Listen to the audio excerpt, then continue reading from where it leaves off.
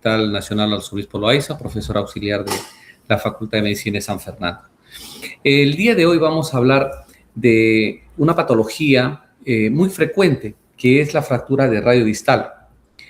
Esta patología, ¿por qué es importante? Uno, porque es una de las más frecuentes del miembro superior. Y tanto en urgencias como en consultorio es muy frecuente verlo.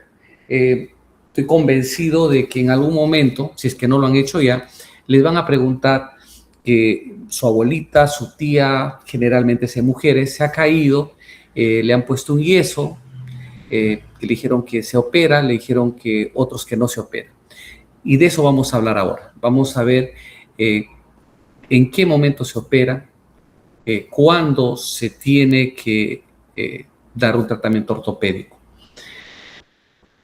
Este tipo de fracturas generalmente se producen en dos grandes extremos etarios. Puede darse en personas jóvenes o en personas mayores.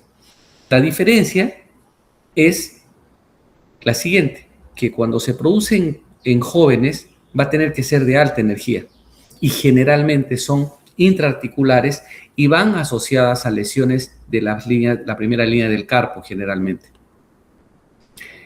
¿Por qué? Por el tipo de traumatismo, alta energía, accidentes de bicicleta, patines, accidentes de tránsito, caídas de altura, donde la energía potencial o la energía cinética van a ser elevados. El otro extremo son las personas mayores, las generalmente mujeres, que están caminando, resbalan, tropiezan y hay una caída de nivel. Recordemos de que a medida que pasan los años, la capacidad de reacción y de respuesta es menor. Y asimismo, también la calidad de nuestros huesos se va alterando. Las mujeres, a partir de una determinada edad, cuando entran en un periodo de menopausia, van a verse alteradas toda la cascada hormonal. Y eso va a tener una implicancia en que la calidad del hueso no va a ser la mejor. Va a haber una osteopenia y en algunos casos una osteoporosis. Por eso es que no necesita un mecanismo de alta energía para producir una fractura. Entonces, un concepto que ustedes tienen que tener claro es personas jóvenes, alta energía, personas mayores, baja energía. Entonces, ¿qué cosa es lo que nosotros como médicos tenemos que hacer? ¿Qué es lo que tenemos que ver? Tenemos que ver primero que nada si es que este paciente le damos un tratamiento ortopédico o le damos un tratamiento quirúrgico. ¿Para qué? Para ver cuál va a ser la funcionalidad después del tratamiento. En traumatología siempre somos muy inquisitivos, se podría decir, muy determinantes en decir de que un paciente puede tener un hueso roto y que después de un tratamiento ha quedado muy bonito, pero que no sirve. Es decir, que no hay una funcionalidad. O sea, para el traumatólogo, lo más importante no es que necesariamente quede chueco o que no quede bonito ante una radiografía, pero que sí quede funcional. La funcionalidad es lo más importante. Y aquí, para poder entrar y empezar a conocer un poco más, vamos a valorar esta imagen, en la cual vamos a dividir al segmento distal del antebrazo, donde vemos el radio y el cúbito en tres columnas. Una columna que va la mitad del radio, la segunda columna que es la otra mitad del radio y la tercera columna que es la columna del cúbito o columna ulnar. Vemos cómo sobre el radio se asientan los dos primeros huesos de la primera línea del carpo, el escafoides y el semilunar. ¿Y esto por qué es importante? Porque aquí se da la congruencia articular y esa congruencia articular es la que nos va a dar el movimiento o la movilidad de la dorsiflexión. Entonces, al conocer cuáles son los elementos que están a este nivel, podemos entender la biomecánica de la muñeca. Y aquí hay un hueso que siempre tenemos que tener en cuenta, que es el escafoides. El escafoides es un hueso que muchas veces se lesiona, se fractura, cuando hay fracturas de radio distal. Lo vamos a ver en la otra clase incluso. ¿Qué cosa es lo que tenemos que hacer y cómo se debe de examinar y cómo se debe tratar cuando hay lesión del escafoides? Para poder entender cómo es la anatomía, tenemos que conocer ciertos patrones radiológicos. Y estos patrones van a servir para cuantificar, ver si hay desplazamiento, si hay una disminución de la altura, y la altura no es otra cosa que valorando la apófisis teloides del radio versus la apófisis teloides del cúbito. Esa altura se pierde. Y aquí tenemos los parámetros normales. La inclinación radial debe estar entre 22 y 23 grados. La tilt volar entre 10 y 12 grados. La altura radial a la que yo le he mencionado entre 11 a 12 milímetros. Y cuando vemos el gap o escalón articular, esta debe de ser no mayor de 1 milímetro. Es de 0 a 1 milímetro. Mayor de eso ya significa que hay un trazo articular y que ese trazo articular amerita un tratamiento quirúrgico. Entonces, si estos parámetros normales están alterados, yo ya puedo ir deduciendo, ya puedo ir infiriendo de que probablemente esta fractura va a tener que recibir un tratamiento quirúrgico. Sobre todo cuando el escalón articular o el gap que se conoce es mayor de 1, o sea, mayor de 2 a más milímetros.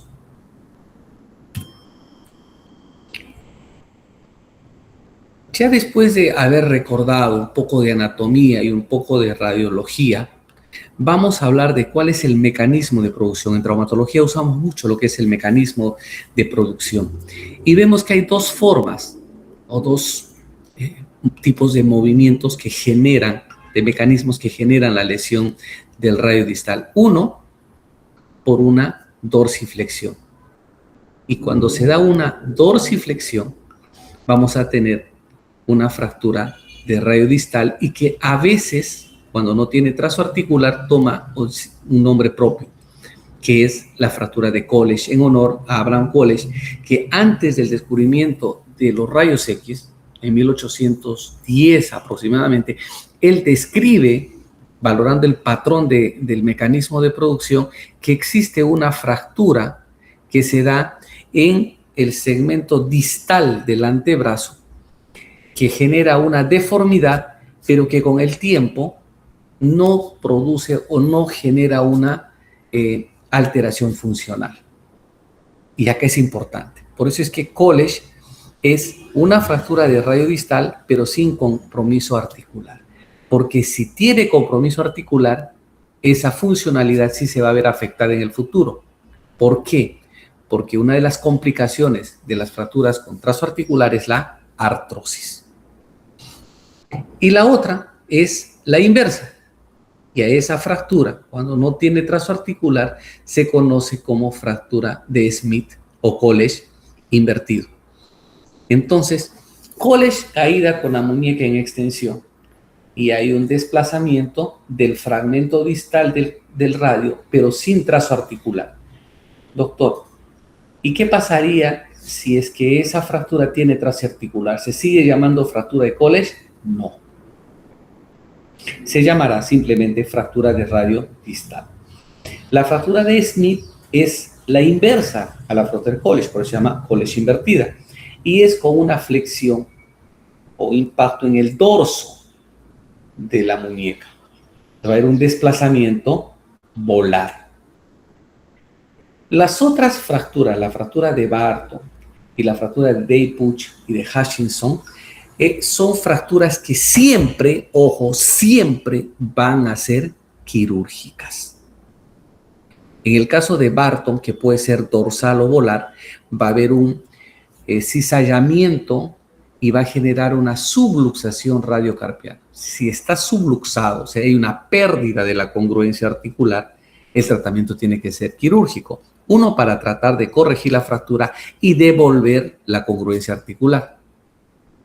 Y en el de Puch y en el de Hutchinson, la compresión axial del semilunar va a estar sumado a un trazo a nivel de la estiloides radial. Entonces, ¿qué es lo que va a ocurrir? También va a haber una alteración en la congruencia articular. Entonces, por lo tanto, el tratamiento tiene que ser quirúrgico. Cuando ustedes están en la guardia o en emergencia y llega un paciente, ustedes tienen que empezar a observar e identificar, ya desde que entra el paciente, qué cosa puede ser. Si ven a una paciente que llega con la mano afectada, soportada sobre el otro miembro, o una deformidad con incremento de volumen, o una fascia de dolor, entonces, y le dicen, doctor, me acabo de caer, ustedes ya pueden inferir que se trata de una posible fractura de radio distal. No sabemos si es de College o no. No sabemos si solamente es una fractura del radio, de repente hay una fractura por abulsión del cúbito, o va asociado a una fractura de la primera línea del carpo, generalmente el escafoides. No lo sabemos, pero ya podemos inferir de que se trata de una fractura. ¿Y qué vamos a encontrar? Dolor, limitación funcional, deformidad, aumento de volumen. Y aquí viene un dato importante.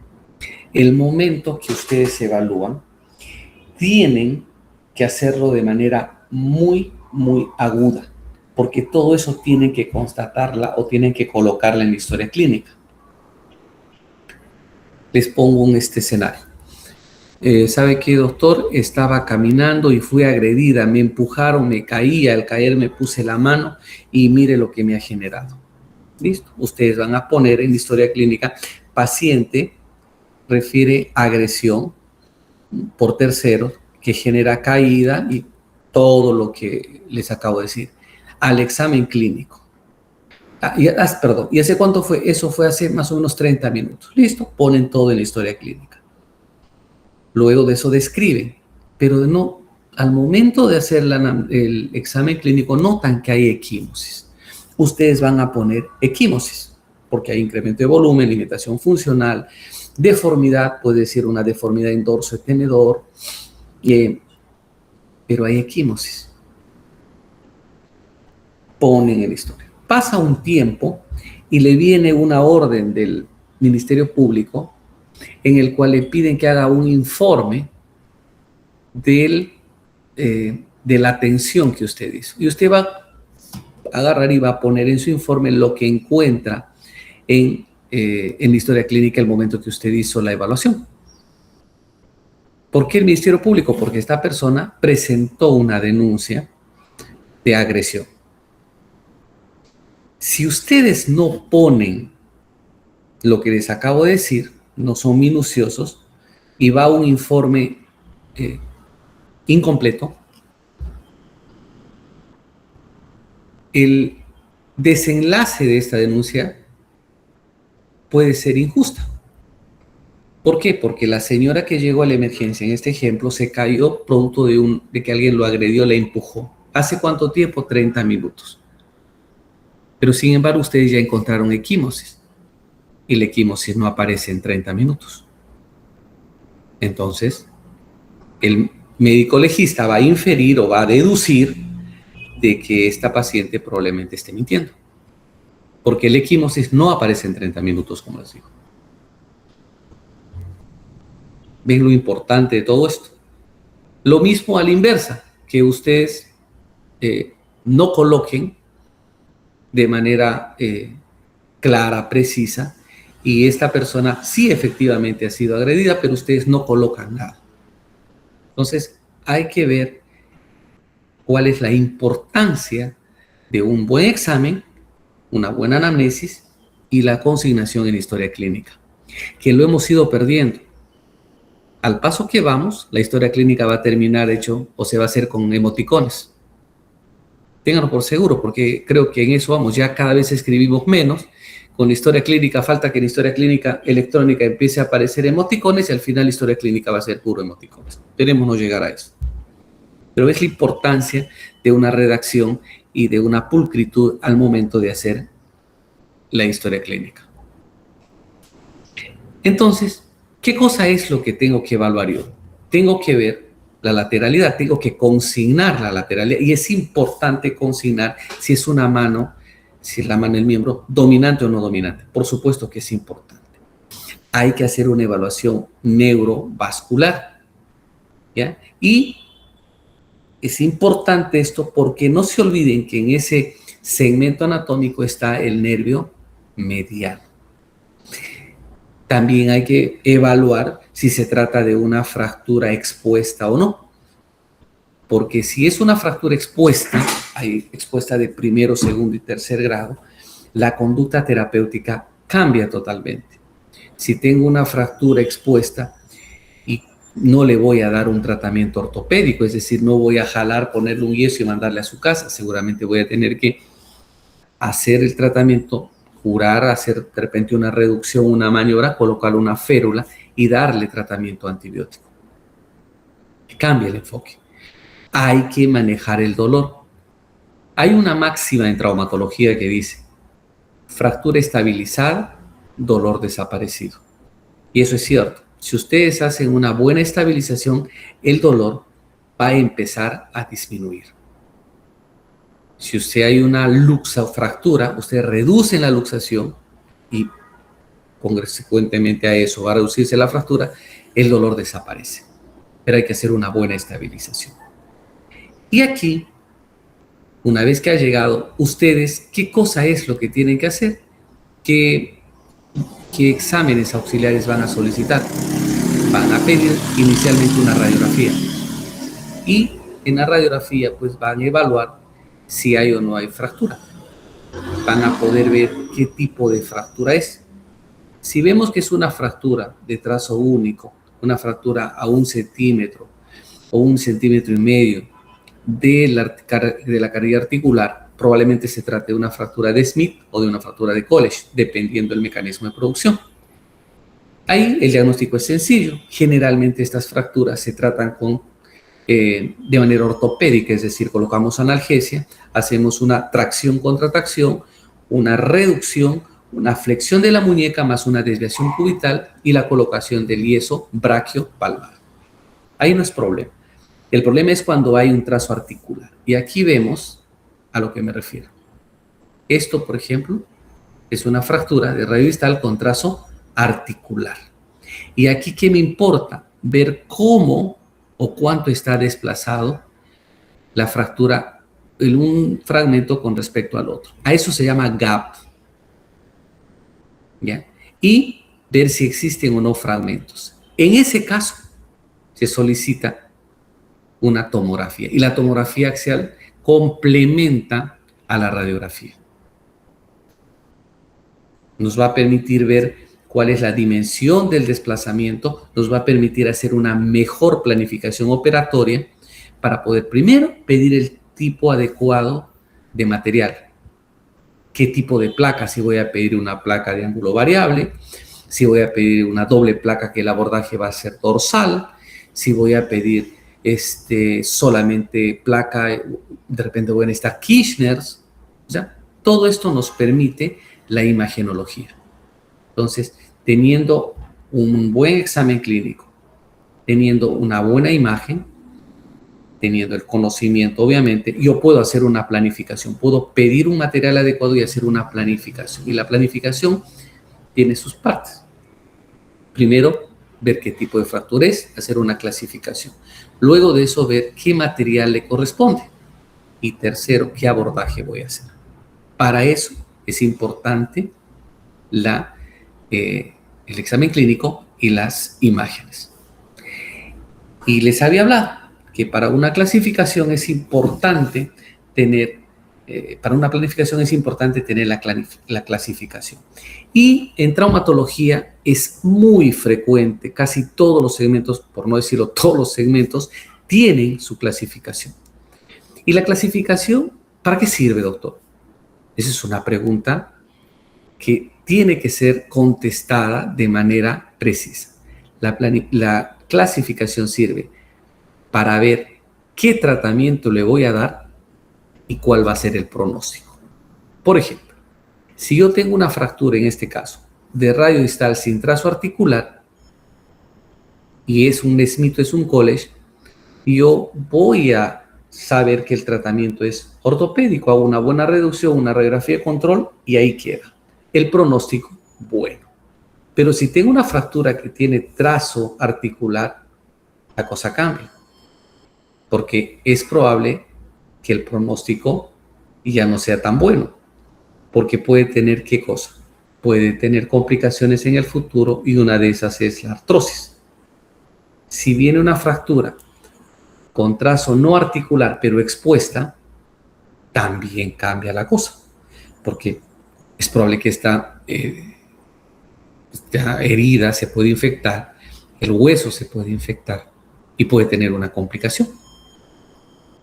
Si es multifragmentaria, ¿qué es lo que puede pasar? Puede afectar a lo que está alrededor. Entonces, para eso es la clasificación. Y es clasificaciones múltiples. Hay varios tipos de clasificaciones en este segmento. La que a partir de 1998, después de la brillante exposición de Müller, Eugene Müller, y donde implementó lo que es el sistema de clasificación de la AO o de la OTA, que es la Asociación Internacional para el Estudio de la Osteosíntesis, es una clasificación alfanumérica, ¿bueno? Y donde lo hace énfasis para definir si es extraarticular, si es intraarticular parcial, intraarticular completa. Es decir, tome en cuenta el segmento anatómico y el compromiso de la articulación, si tiene o no tiene compromiso articular. Y esta clasificación es la que más se utiliza en el mundo, porque se aplica para cualquier segmento anatómico, con algunas variantes obviamente, pero esto nos permite tener un lenguaje universal, porque la clasificación que yo ponga en Perú va a ser la misma que va a poner un japonés, o es la misma que va a poner un argentino, un ruso o cualquiera de los médicos en cualquier parte del mundo, porque estamos en un mundo globalizado. Las otras clasificaciones, como Friedman, Fernández, también se basan en el tipo de fractura, si tiene o no tiene trazo articular, pero solamente se utilizan para este segmento anatómico, a diferencia que el AO sirve para cualquier segmento anatómico del cuerpo. ¿Cuándo usar AO? Cuando quieres describir, quieres hacer un trabajo de investigación y lo puedes publicar. Fernández, básicamente por el mecanismo de producción, cómo se produjo la lesión. Entonces Fernández me ayuda para eso, ¿no? Cuando hay un patrón complejo, como dice, Fernández nos ayuda muchísimo. Tengo una fractura muy complicada, multifragmentaria, con trazo articular, Fernández ayuda bastante. Lo que sí, no existe un sistema ideal, universal ideal. El que más se aproxima a todo esto es la clasificación de la O o clasificación de la OTA. Es importante que empiecen ustedes a manejar dos conceptos, el concepto de inestabilidad y de estabilidad. Cuando yo tengo una fractura y he optado, después de ver la clasificación, que no tiene trazo articular, que se trata de una fractura no compleja, no complicada, y le doy un tratamiento, yo tengo que pedir que le tomen una nueva radiografía, un nuevo examen, para ver si es que he logrado restituir lo que inicialmente hablamos, los parámetros radiológicos, para ver si recuperé la longitud. ¿Se acuerdan de lo que les dije ahí? El índice biestiloideo, que es de 9 a 11 milímetros. Ver si el ángulo de la articulación radiocarpiana se ha restituido. Entonces, los parámetros post-reducción radiológicos es muy importante. Entonces, siempre con el riesgo de que si se trata de una fractura inestable, vaya a desplazarse. Entonces, es importante también explicarle al paciente eso, porque cuando al paciente no le decimos, no somos claros, el paciente no entiende, se va con dudas. Y esa es otra cosa que me gustaría que ustedes empiecen a ponerlo en práctica. Es muy importante la comunicación con el paciente, es muy importante la relación médico-paciente. Y siempre al paciente pónganle en el peor escenario. No cometan el error que yo veo que se comete muy frecuentemente. Para no preocupar al paciente, para no generar molestias y todo, le ponen en el mejor escenario y le dicen, no se preocupe. No. Pónganlo en el peor escenario y díganle qué complicaciones puede tener. Es probable que no se dé, pero si se dan, ya estuvieron advertidos. Siempre tienen que tener un as bajo la manga, porque si no lo tienen, el paciente después te puede reclamar, pero usted me dijo. Entonces lo que tú creíste que hiciste bien se termina complicando, porque después te reclama. Si yo tengo, después de la reducción, un acortamiento de 3 milímetros, tengo un tilt dorsal, es decir, una angulación mayor de 10 grados, o hay una alteración de la inclinación volar, hay un desplazamiento, el gap que les decía, mayor de 2 milímetros, el tratamiento sí o sí es quirúrgico. Entonces, por eso es importante ver si es una mano, si es el miembro funcional, en este caso la mano es funcional, es dominante, no dominante, qué tipo de actividad tiene el paciente. Todo eso va sumando para al final tomar la decisión, obviamente conjuntamente con el paciente explicándole del por qué se tiene que dar un tratamiento quirúrgico. Porque te vas acostumbrando a medida que pasa el tiempo que en ti el decir te voy a operar no es la misma, no genera lo mismo que a un paciente que nunca lo han operado le diga se tiene que operar. Y a veces el médico comete el error de ser, entre comillas, indolente. No, señor, ¿sabe qué cosa hay que operar? ¿Pero por qué? ¿Por qué hay que operarlo? Pues no. Siempre hay que tener un poquito de empatía, de explicarle con un dibujito, con un grafiquito, el por qué se tiene que operar. Pero para que le expliques tienes que saber todo esto. Porque si no, ¿qué le vas a explicar? Entonces, este algoritmo, ¿ya? Este algoritmo nos puede ayudar para poder definir la decisión final compartida. Lo que les decía, es importante que el paciente sea consciente durante todo el proceso de qué cosa es lo que tiene. Entonces, hay que ver la clasificación, si tiene compromiso articular, si está conminutado y si existe algún tipo de lesión asociada. Ya les dije, de repente es una fractura expuesta, de repente hay una compresión del nervio mediano, de repente hay una fractura del escafoides. En base a eso yo voy a ir y voy a ver si es una fractura estable y si esa fractura estable queda de manera aceptable. O sea, después de la reducción ha recobrado los parámetros radiológicos iniciales. Entonces, una fractura que ya no se desplazó, que no ha habido un colapso precoz, que su grado de inestabilidad es bajo y que va a generar una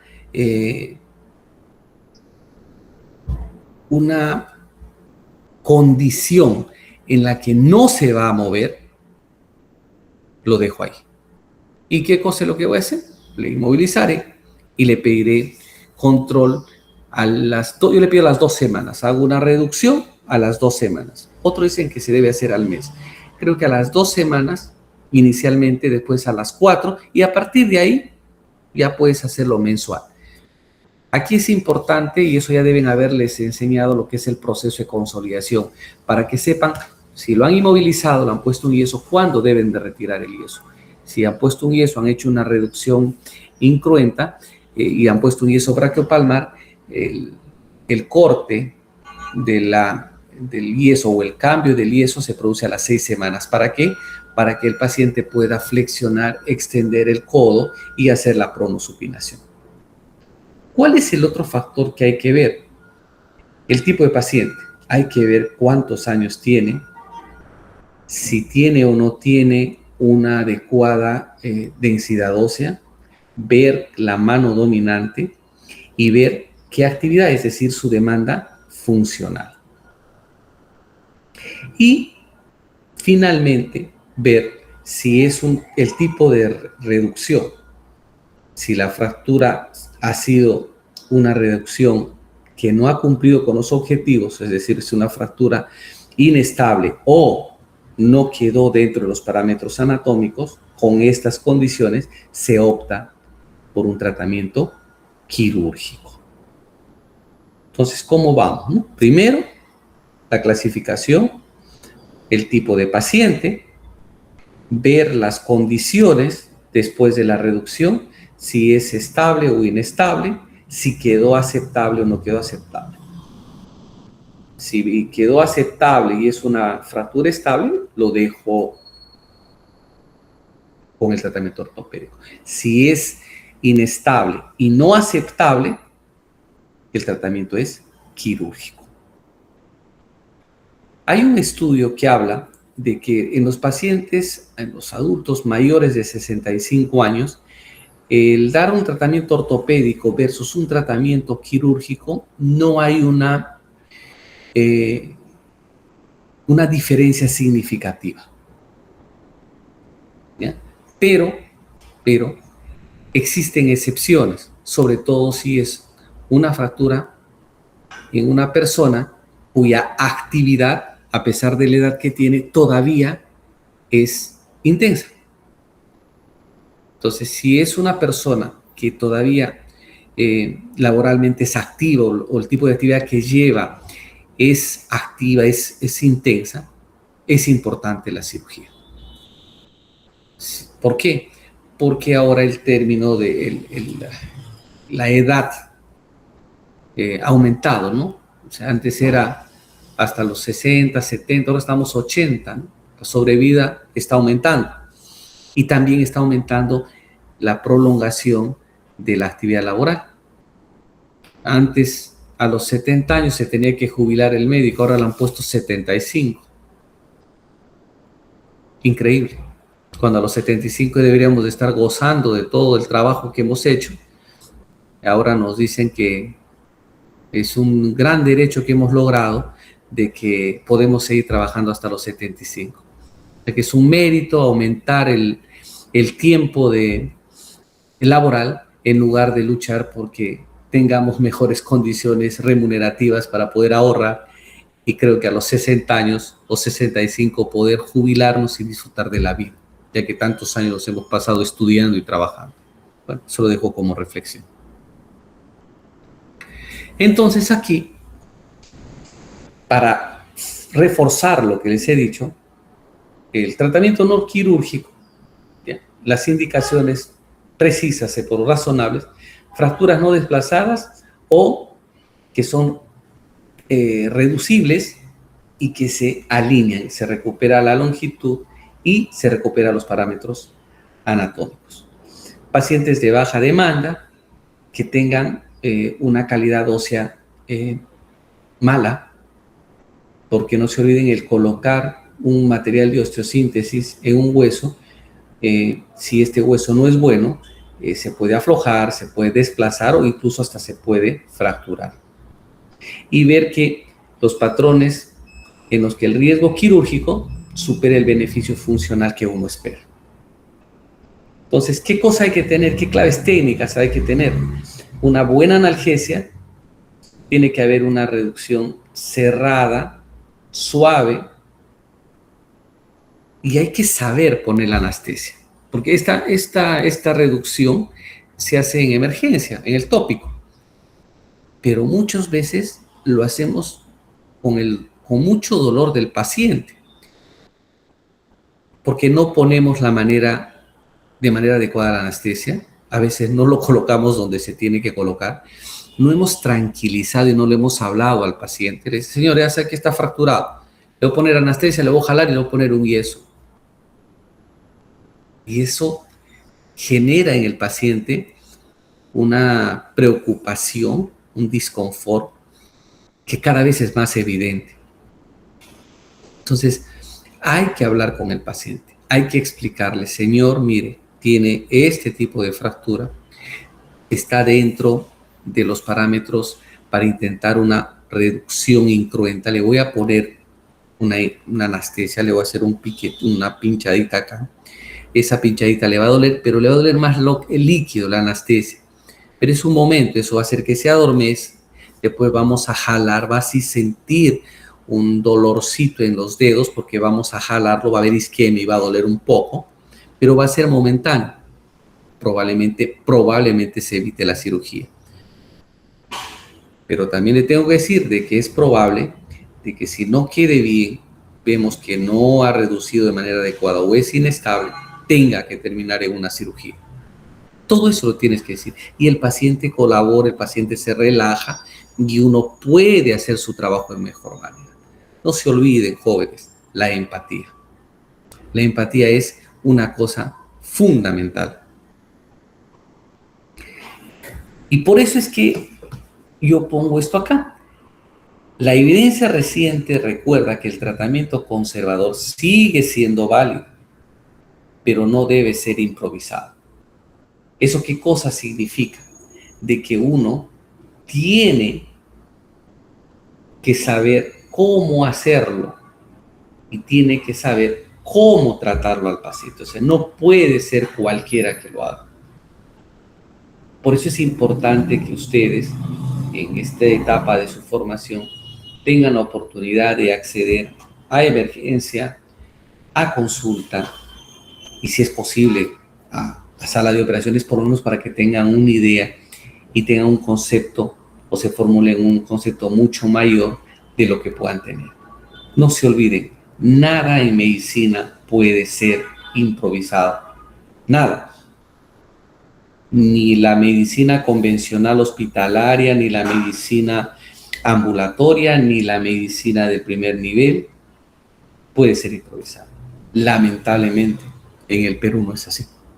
Por eso es que tenemos una salud pública improvisada. Si opto por un tratamiento quirúrgico, aquí sí es múltiple. Aquí hay varias opciones que pueden utilizar. Podemos utilizar placas, podemos utilizar agujas, podemos utilizar fijadores externos. Las placas pueden ser colocadas en la parte dorsal o en la parte volar. La mayoría es en la parte volar, pero hay fracturas que los fragmentos son dorsales, hay que colocarlo de manera dorsal y generalmente ahí se utiliza una doble placa. Por eso es importante el conocimiento de las 3 columnas que lo mencioné inicialmente. También podemos utilizar sobre todo en niños, las agujas percutáneas.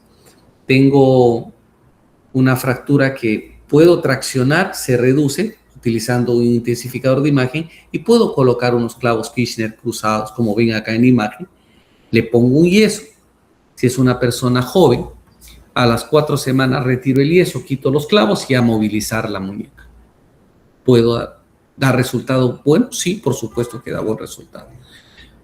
Pero puedes saber que estas fracturas sean expuestas. Si es una fractura expuesta, no voy a utilizar fijación interna, o sea, no voy a utilizar placas. Generalmente esas fracturas expuestas a veces tienen varios fragmentos o son fragmentos con gran desplazamiento.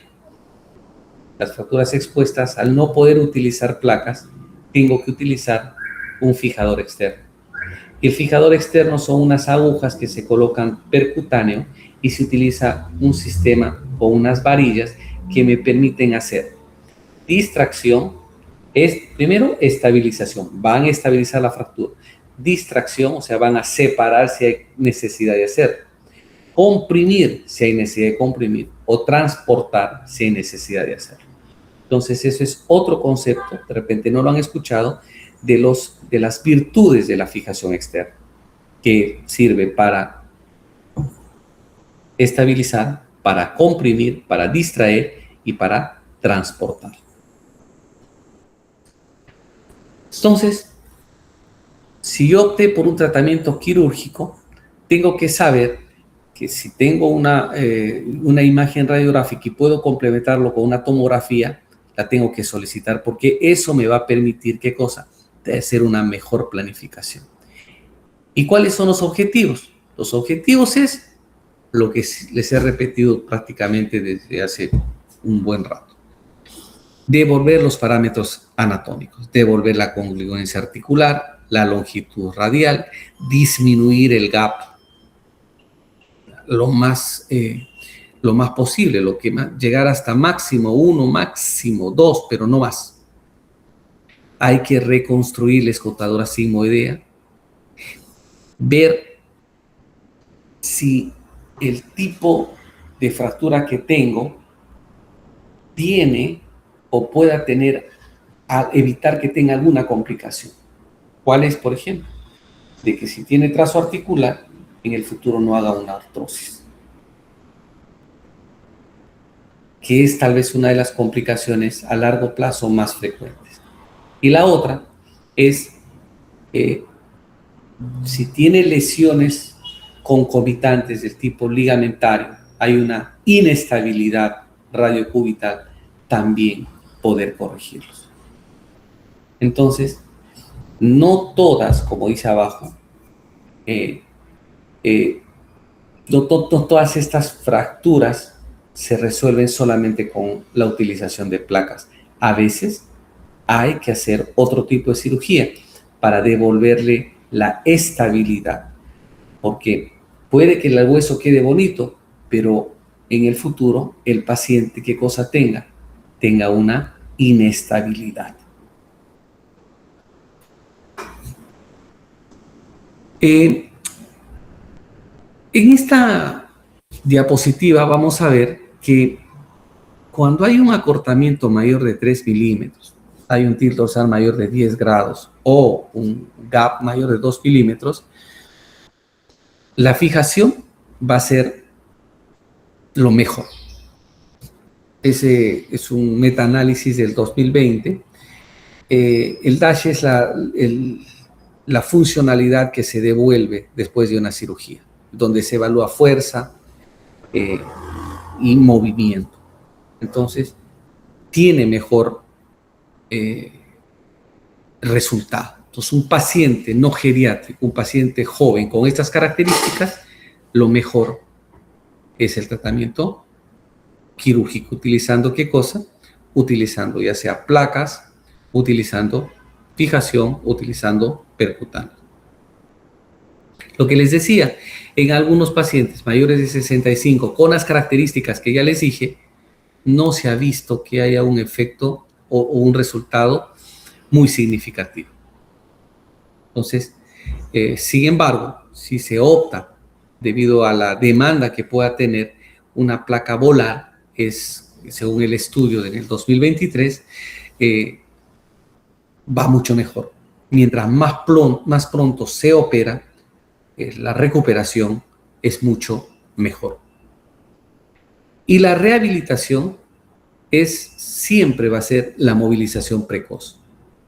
Entonces, si opero, tengo que hacerlo bien, tengo que restituir la congruencia articular, hacer una buena reducción, una adecuada inmovilización. ¿Para qué? Para que el proceso de consolidación sea rápido y yo pueda devolver la funcionalidad. El tiempo promedio es de 3 meses. 3 meses, generalmente, el paciente recupera su funcionalidad al 100%. ¿Qué complicaciones puede tener? Son múltiples.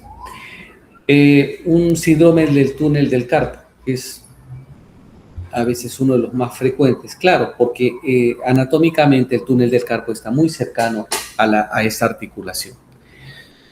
Una inadecuada reducción puede condicionar a un colapso es decir, los huesos, el hueso del radio con los huesos de la primera línea del carpo pueden colapsar. O cuando está,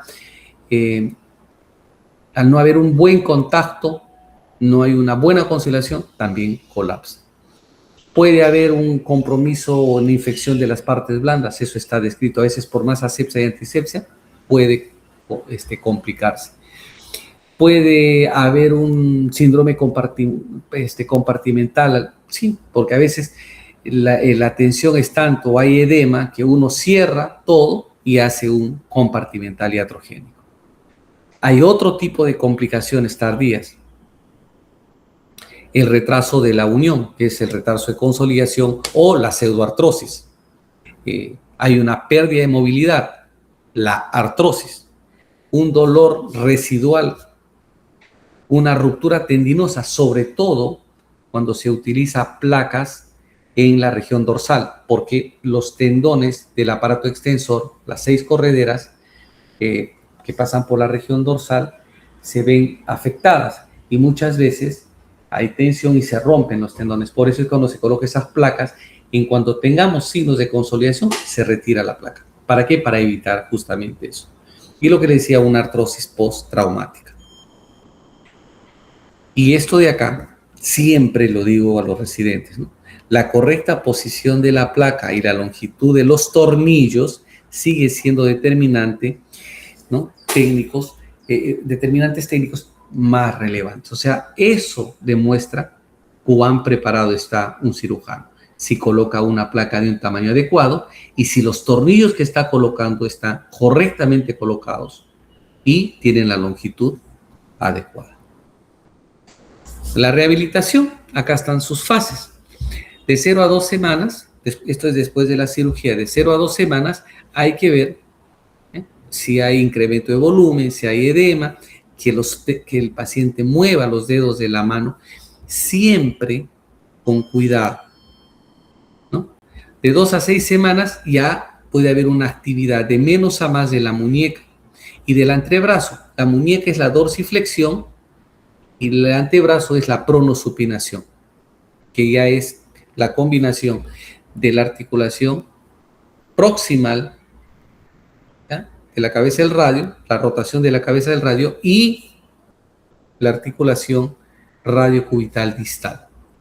De 6 a 8 semanas ya debe de existir una recuperación progresiva de los rangos osteomusculares. Ya puede utilizar e intentar cargar un poco de peso. Y de 8 a 12 semanas, que son los 3 meses, es el fortalecimiento para recuperar la propiocepción y el retorno progresivo para poder hacer carga. Acá tenemos un paciente, ¿no?, de 3 meses, ¿sí?, en el cual vemos cómo ha recuperado la dorsiflexión y la pronosupinación. Acá muestran la palma de las manos, que es la supinación, y la región dorsal de la mano, cuando es la pronación. Entonces, esto para que lleven a su casa. Es importante restituir la longitud y la congruencia articular. La tomografía cambia la planificación de fracturas intraarticulares conminutadas o de fragmentos marginales. Por eso es de que si tienen ustedes acceso a una tomografía, lo ideal sería pedir una tomografía. En menores de 65 años, hay algunos umbrales radiográficos que van a favorecer optar por la fijación. En mayores de 65 años prevalece la individualización, es decir, ver lo que les he dicho, qué tipo de paciente es, qué demanda tiene, qué actividad tiene. La colocación de una placa volar acelera o favorece la recuperación temprana. ¿Ya? No elimina lo que el tendón pueda afectarse, ¿no?, y que después pueda tener un dolor crónico. Hasta ahora sigue vigente el tratamiento conservador, pero no se olvide que hay que hacerlo con conocimiento y hacer un seguimiento del paciente para ver su evolución, porque a veces le colocan el yeso y no le dicen absolutamente nada y el paciente regresa a los 2 o 3 meses con un codo rígido, una muñeca rígida, probablemente la fractura esté soldada, pero con una limitación funcional en el codo y la muñeca extraordinaria. Por eso les decía, una reducción incruenta merece un tratamiento o un seguimiento constante. Y aquí, en que sea, si optamos por el tratamiento quirúrgico o ortopédico, es importante la rehabilitación precoz. ¿Por qué? Porque si nosotros dejamos de mover una articulación, se anquilosa. Y cada día que pasa inmovilizada una articulación, el riesgo o la demora en recuperar la funcionalidad aumenta. Esta es la bibliografía que hemos utilizado. ¿Preguntas antes de pasar a la siguiente?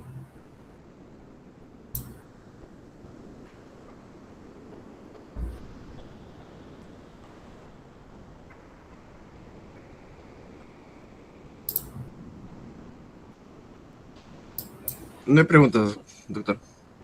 Sí, adelante, Cristian. ¿O quién me pregunta? Cristian. No hay preguntas, doctor. Estaba leyendo el chat. Ah, ya. Ahora vamos a hablar de la fractura de la mano. ¿Se ve ahí? Chicos, ¿se ve? No, doctor, no se ve. A ver, ¿qué pasó?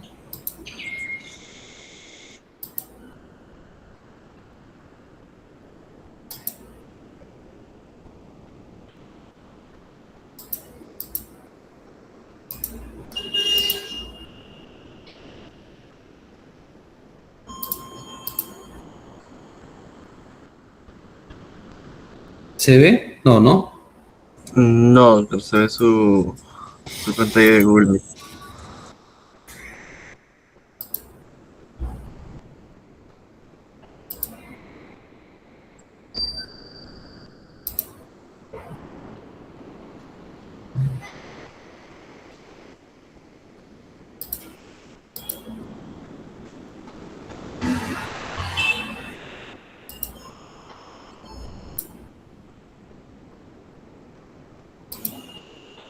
Ya, ahora sí, doctor. Ahora sí, ¿no? Ya.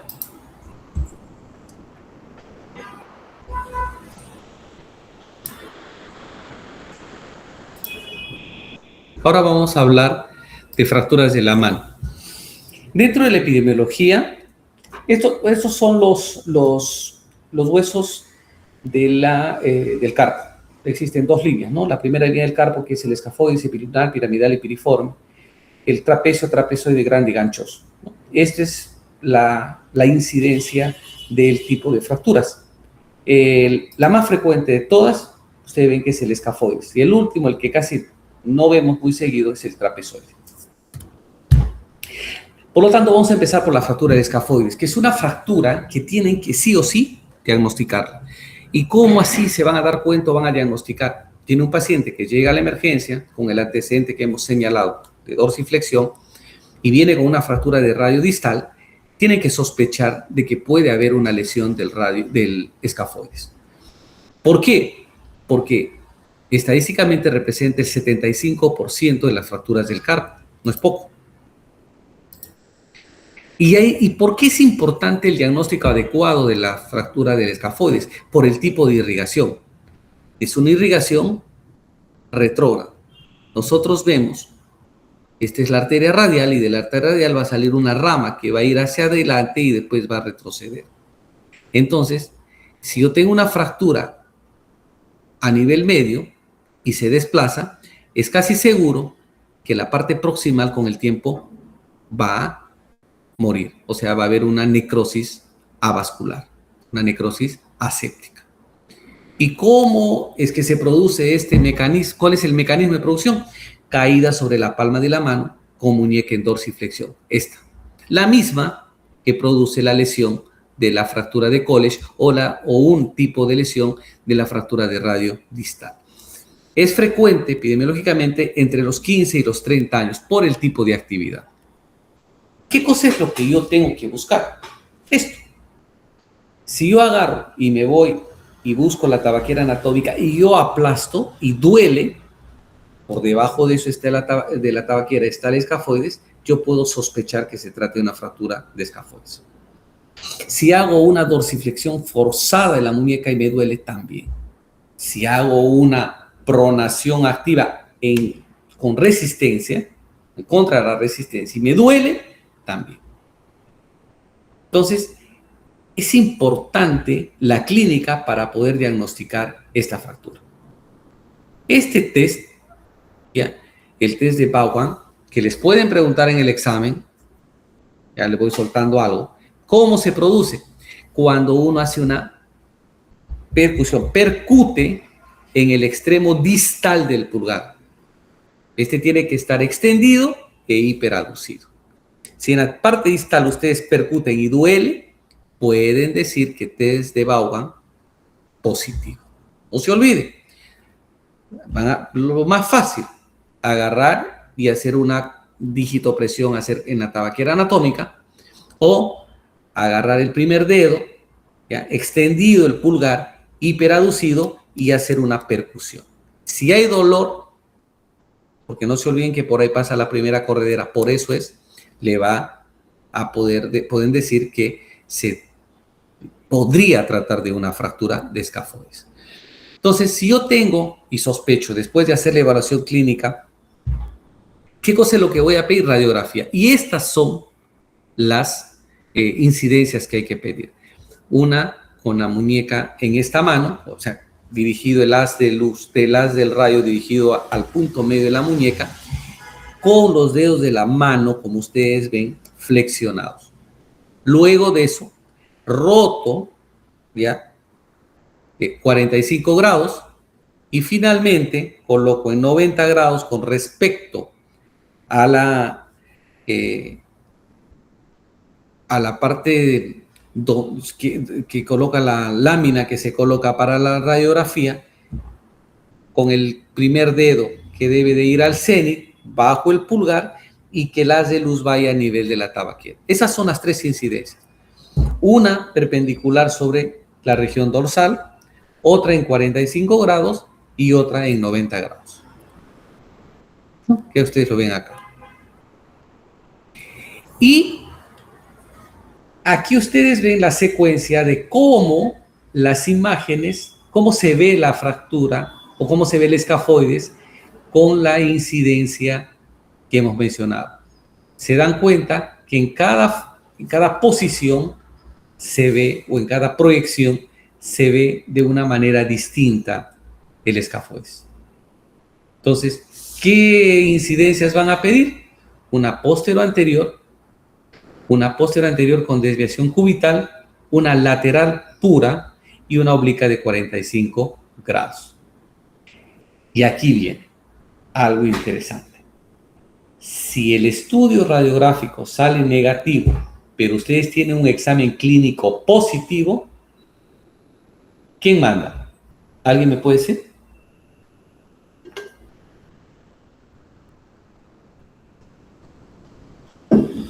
Creo que se durmieron.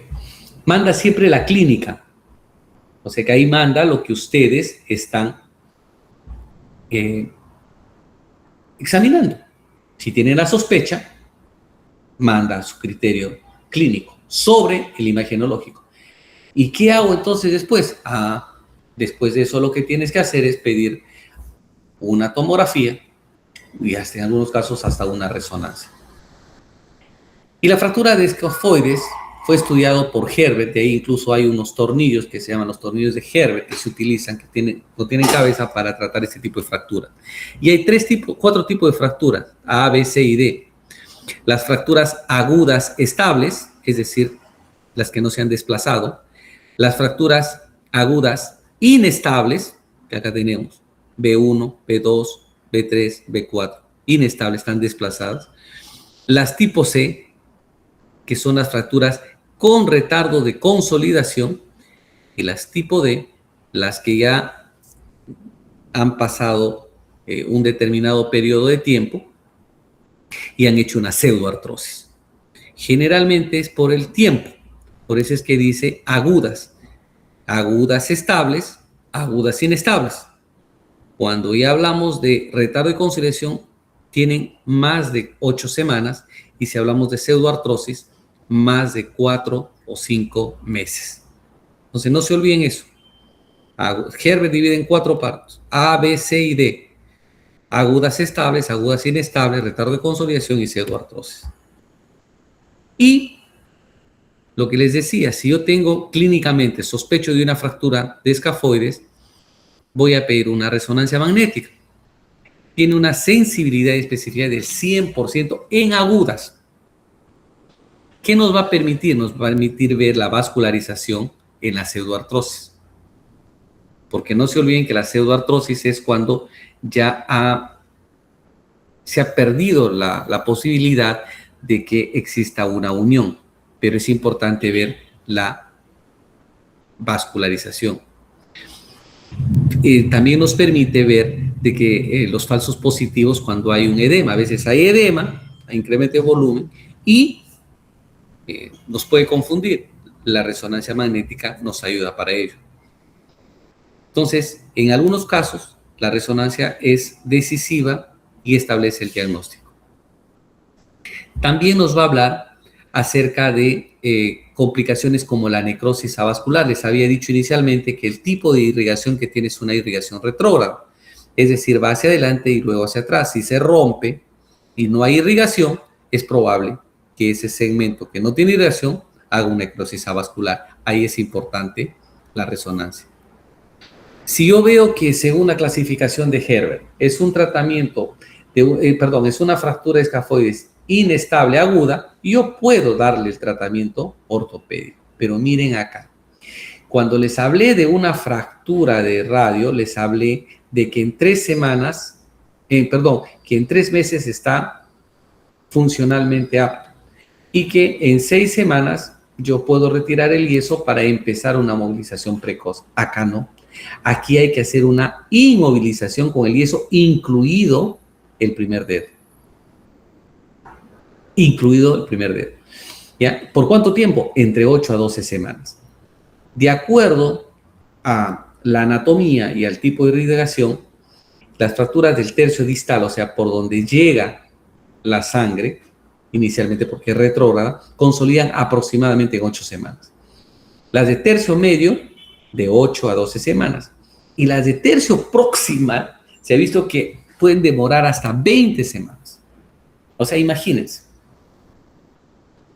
¿Ya? Entonces, y ahí, ¿qué cosa es lo que yo voy a utilizar? Ahí sí utilizo la resonancia para ver la evolución adecuada. Pero antes de optar por un tratamiento ortopédico o conservador, yo preferiría optar por un tratamiento quirúrgico y dar una estabilidad ¿para qué? Para poder hacer una movilización precoz. Cuando hay una fractura de escafoides, este es el abordaje. Esto es parece mentira, pero es una cirugía muy fina. Hay que tener muy buena orientación. No se abre, se hace percutáneo. Por eso se dibuja, de acuerdo a la radiografía, se dibuja el hueso en la piel, se coloca más o menos a qué nivel está la fractura. Acá ven que acá a este nivel está la fractura, y se coloca una aguja percutánea y se empieza a hacer un paneo de radiografías en las 4 incidencias que les he señalado, para ver si está correctamente, adecuadamente colocada el Kirchner. Y después de eso se coloca la broca, se hace un hueco y se coloca el tornillo, que se llama el tornillo de Herbert, sin cabeza o tornillo de compresión. Los otros metacarpianos y las falanges representan más o menos, acá tenemos una fractura del primer metacarpiano, miren. Ahora vamos a ver eso. Representa más o menos el 10% de todas las fracturas. Casi el 50% se producen en personas que tienen una actividad laboral, porque esto es muy frecuente en los accidentes de trabajo, los accidentes laborales. El quinto metacarpiano representa el 50% del total de las fracturas. El segundo y el tercero presenta dentro de la movilidad de la articulación, no cumple tanta función, a diferencia del cuarto y del quinto, ¿ya? Que funcionalmente es mucho más activo. Entonces, el objetivo del tratamiento de las fracturas de los metacarpianos y de las falanges son los mismos, es decir, devolver la funcionalidad. Aquí tenemos, acá en donde está el cursor, una fractura de falange media y vemos cómo utilizamos un cerclaje, cerramos y colocamos una aguja Kirchner. Podemos utilizar placas, podemos utilizar solo tornillos, podemos utilizar placas y tornillos, podemos utilizar agujas intramedulares. Entonces, eso va a depender del tipo de fractura.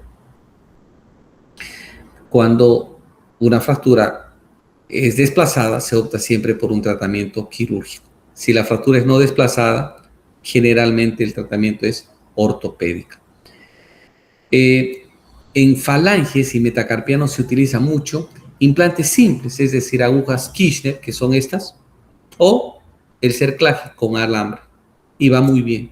Ahora hay, si ustedes ven esta lámina acá, esta es una mini placa de 1.5, son plaquitas que se adecúan al tamaño de las falanges y de los metacarpianos. Entonces, ¿cuál es el objetivo? Siempre el objetivo va a ser la restitución de la anatomía. También es importante corregir las deformidades, estabilizar las fracturas y cicatrices que no sean retráctiles, porque las cicatrices retráctiles, pues, con el tiempo, ¿qué cosa? Limitan la funcionalidad de la mano y por ende retrasan el proceso de movilización. Y no se olviden que la mano es todo. Con la mano hacemos absolutamente todo. Una persona que tenga limitación en la mano vas a limitarlo sin lugar a duda en su comportamiento laboral. Entonces, ¿cuándo operar? Cuando hay fracturas multifragmentarias que son desplazadas, cuando son fracturas inestables de trazo oblicuo corto o transversas, fracturas a nivel distal o de los cóndilos por la cercanía a las articulaciones, fracturas desplazadas como Bennett, Rolando. Entonces, ahorita vamos a ver, y esto es importante. Ustedes ven este arco, esto es lo que hay que tenerlo en cuenta. La congruencia, el cómo se mantiene la fórmula metacarpiana. Entonces, no se olviden que los metacarpianos representan el 30% de las fracturas de la mano. Si bien es cierto, entre metacarpianos y falanges representan el 10% del total, los metacarpianos representan el 30%. Y aquí hay que dividirlo en dos grandes grupos, del segundo al quinto y las fracturas del primer metacarpiano. ¿Por qué? Porque acá toman nombre propio y aquí aparece un señor, señor McNeely y Lichtenstein, ya del año 33 hicieron una clasificación, ¿no? Y ellos hablaban de que la fractura del primer metacarpiano es una fractura intraarticular oblicua. Este tiene un nombre propio, se llama la fractura de Bennett. Acá tenemos una luxofractura, es decir, una fractura más una pérdida de la congruencia articular. Entonces es una luxofractura, se conoce como luxofractura también de Bennett. Acá tenemos una de las fracturas más famosas, que es la que tiene trazo articular y que se conoce con el nombre de Rolando, la fractura de Rolando. Acá tenemos una fractura oblicua, si ustedes se dan oblicua, no es una fractura extraarticular, y una fractura transversa en la base del metacarpiano que se conoce como Roberts. Y la que tiene los componentes que hemos mencionado, tiene varios componentes, trazo articular, es oblicua, puede ser transversa, se conoce como compleja, es una fractura de tipo compleja. Entonces, la luxofractura del primer metacarpiano o luxofractura de Bennett, acá vemos luxofractura, ¿por qué? Porque el tendón del abductor largo del pulgar va a desplazar y va a perder la congruencia articular entre la primera línea del carpo, la segunda línea del carpo y el primer metacarpiano. Entonces, tiene dos fragmentos. Debido a la presencia del tendón del abductor largo del pulgar, jala, desplaza y genera la luxación. Aquí vemos cómo lo jala, lo desplaza. Quirúrgico, claro, porque es luxación, tiene trazo articular. La fractura de Rolando, la que les decía, que puede ser una fractura en forma de IE o una fractura en forma de T, de IE o de T, ¿no? No necesariamente produce un desplazamiento. Tiene que hacerse una reducción anatómica, por supuesto, porque tiene trazo articular. Imagínense ustedes que si no hago una buena reducción, con el tiempo va a ser una artrosis. Y eso sí es muy complejo. Y no se olviden que la artrosis del primer dedo se llama risartrosis. Entonces, el primer dedo es el que nos permite, dentro de la funcionalidad de la mano, casi el 80%. Entonces, si no tengo el primer dedo, que es la oposición del pulgar, casi todas mis actividades manuales van a desaparecer. Y si no desaparecen, me están limitadas por el dolor. Esta fractura es famosa, la fractura del quinto metacarpiano, fractura del boxeador o del mal boxeador, que se da generalmente cuando cierras el puño y golpeas. Al hacer un mal golpe, se produce la fractura.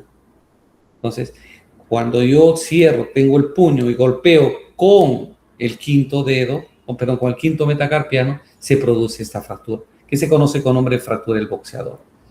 Y para reducir, hacemos esto, se llama la maniobra de jazz. Se coloca un poquitito de hojas, se coloca un poquito de anestesia y se hace una flexión y se empuja hacia arriba, teniendo un soporte en el metacarpiano, en el quinto metacarpiano, la falange, y se coloca un yeso. Eso es la maniobra de Haas, que lo hacemos frecuentemente, ¿no? Bueno, eso sería por esta tarde todo, jóvenes. Si tienen alguna pregunta, alguna consulta, algún comentario.